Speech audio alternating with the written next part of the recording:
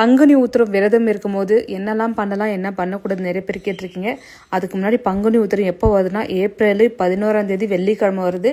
So நம்ம 6 நாள் 9 நாள் 11 நாள் 3 நாள் பங்குனி உத்திரம் அன்னைக்கு ஒரு நாள் மட்டும் விரதம் இருக்கும்போது நான்வெஜ் சமைக்கலாமா, எப்படி இருக்கணும், என்ன பண்ணணும்னு நிறைய பேர் கேட்டிருக்கீங்க. நீங்கள் எப்படி விரதம் இருந்தாலும் சரி, நீங்கள் முருகருக்காக விரதம் இருந்தால், நீங்கள் விரதம் இருக்கிறவங்க சுத்தமாக இருந்தால் போதும். வீட்டில் இருக்கிறவங்க நம்மளுக்காக இருக்க மாட்டாங்க. ஸோ நீங்கள் விரதம் இருக்கிறதா நீங்கள் மட்டும் நான்வெஜ் சாப்பிடாம இருக்கலாம். கன்சீவாக இருக்கிறவங்க, ஹெல்த் இஷ்யூவாக இருக்கிறவங்க கண்டிப்பாக விரதம் இருக்காதீங்க. ஏன்னா கடவுளுக்கு தெரியும் உங்களோட உடம்பு எப்படி, உங்களோட ஹெல்த் இஷ்யூ எப்படின்னு அவருக்கு தெரியும். ஸோ நீங்கள் ஒரு வேளை சாப்பாடு மட்டும் விட்டால் போதுமானு கேட்குறீங்க. உங்களோட விருப்பம் தான். காலையிலேருந்து மத்தியானம் வரைக்கும் நீங்கள் அப்படியே இருந்துட்டு தண்ணி மட்டும் நிறைய குடிங்க. ஸோ எந்த காரணத்துக்குமே என்ன மாதிரி விரதம் இருந்தாலும் தண்ணி நிறைய குடிக்கணும் இப்போ இருக்கிற சீசனில். அதுக்கப்புறம் உங்களோட விருப்பம் தான். காலையே ஒரு வேளை விட்டுட்டு மதியம் இரவு நேரத்தை சாப்பிடலாம். இல்லை காலையிலேருந்து சாயந்தரம் மட்டும் உங்களால் இருக்க முடியும்னா இரவு நேரத்தில் மட்டும் சாப்பிட்டுக்கலாம். ஸோ இடையில ஃப்ரூட்ஸு, ஜூஸு, தண்ணி இந்த மாதிரி எல்லாம் குடிக்கலாம், பிரச்சனை இல்லை. டீ காஃபி அவாய்ட் பண்ணுறது நல்லது.